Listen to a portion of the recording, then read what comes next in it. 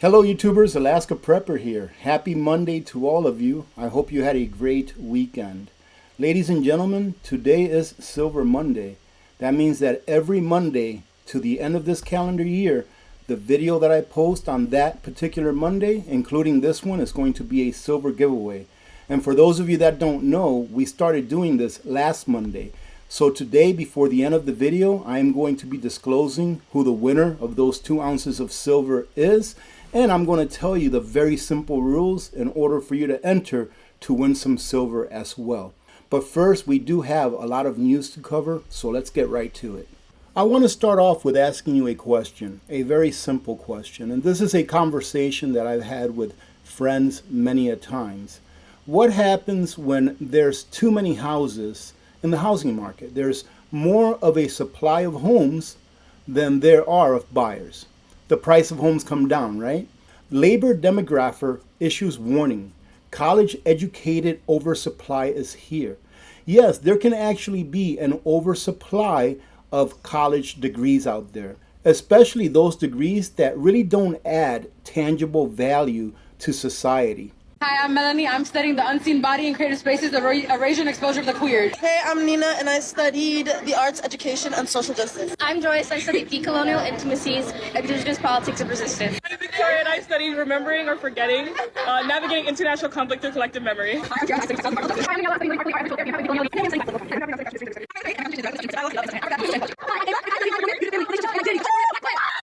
Now be honest with yourselves.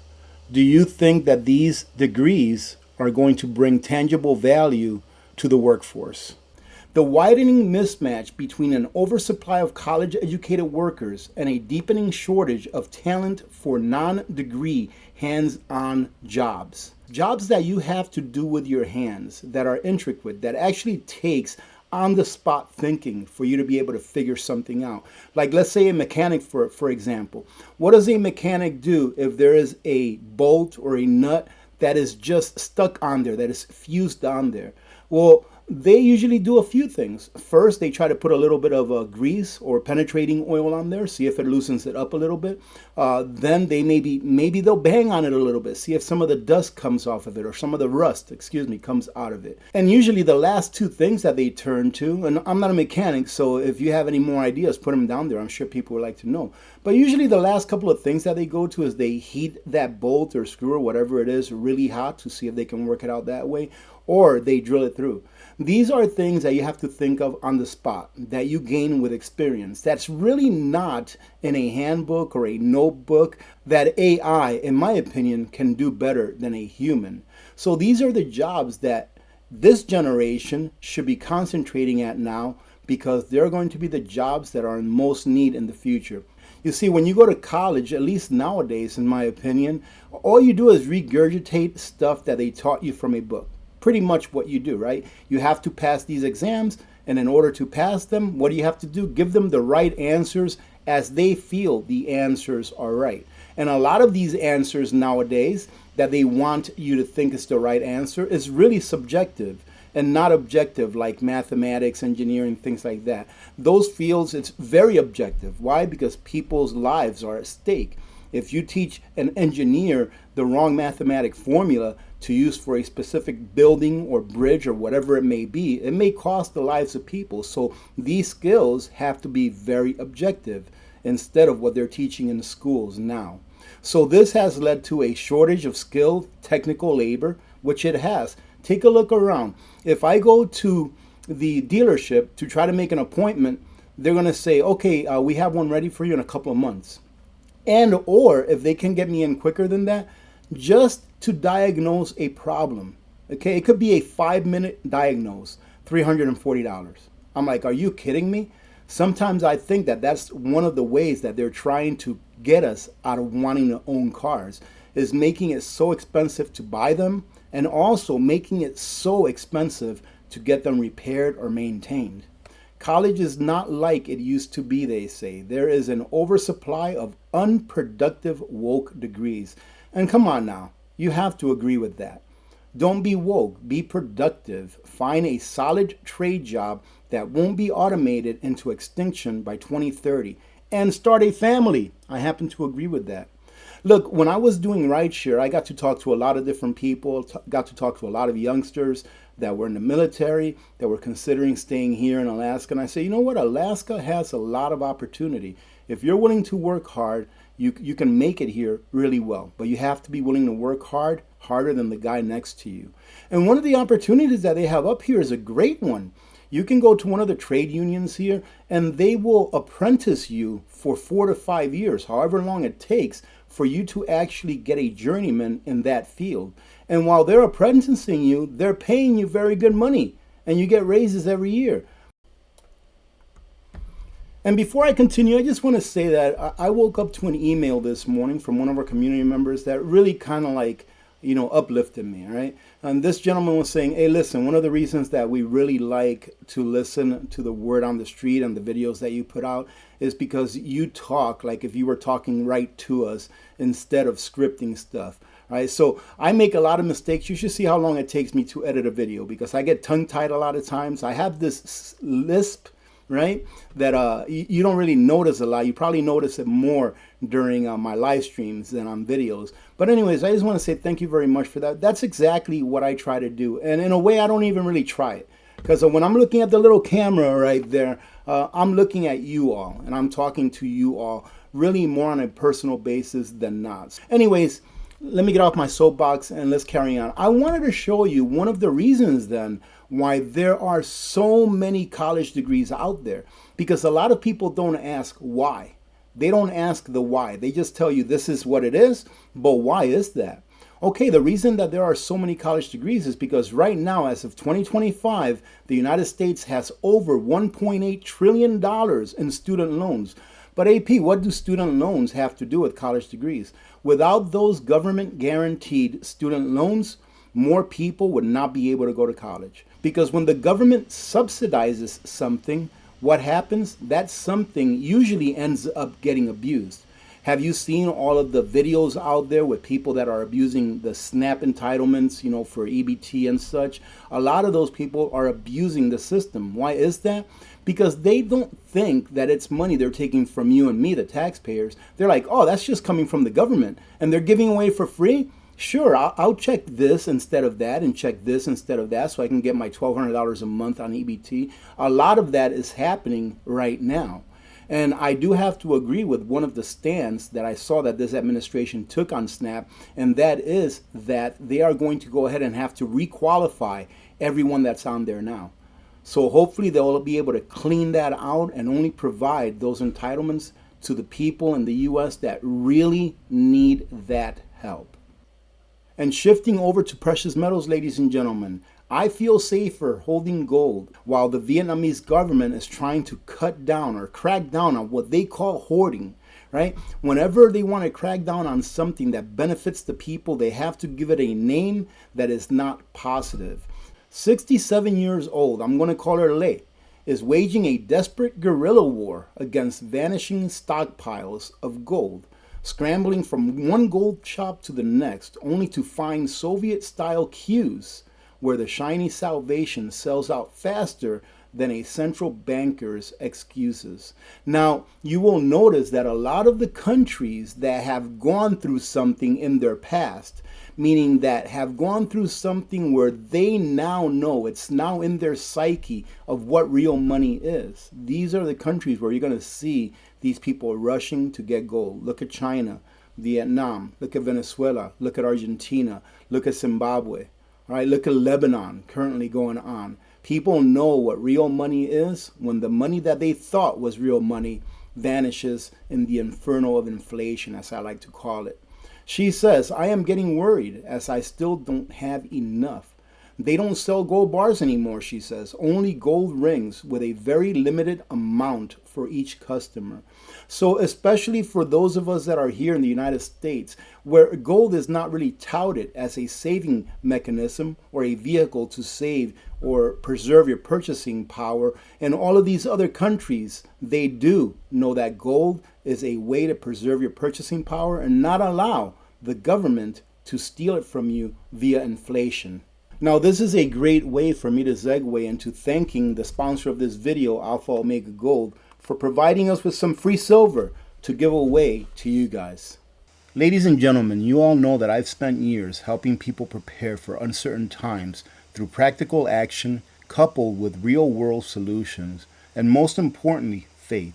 One of the smartest steps I've taken over the years is moving part of my savings into physical gold and silver.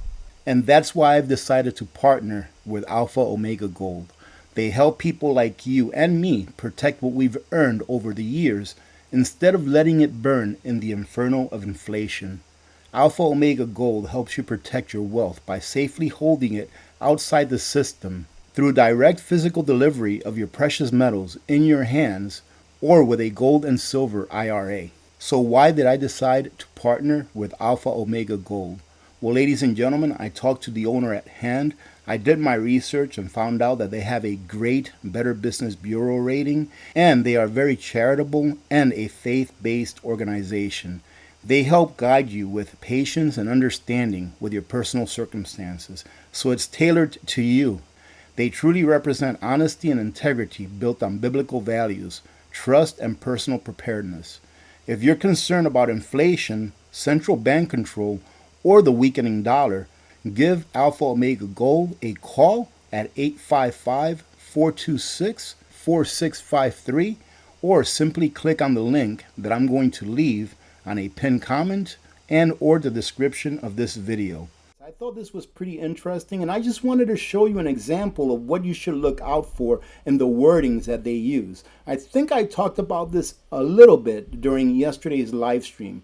Germany caps power prices to save its industrial base. Isn't that something? First they destroyed their industrial base, and now they're trying to save it. Hegelian dialect, anyone?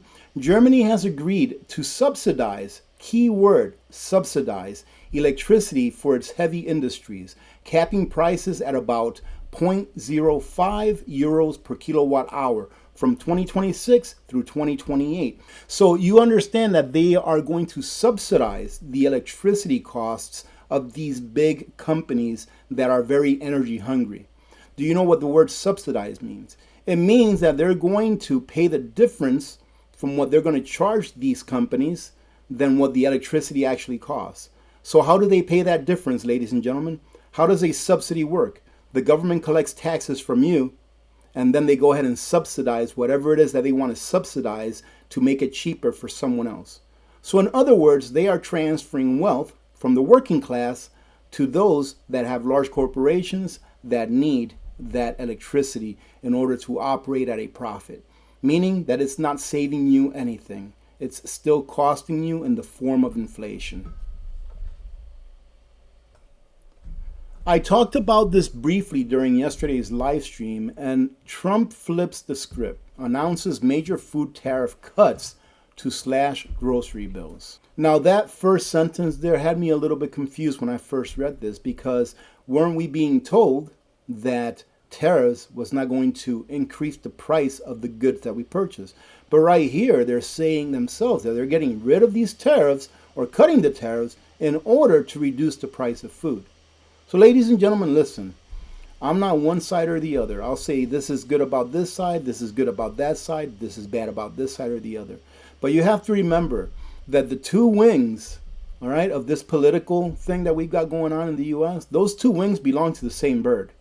And that bird is always going in the same direction. So whether this wing is doing this and that wing is doing that, that bird is still headed in the same direction.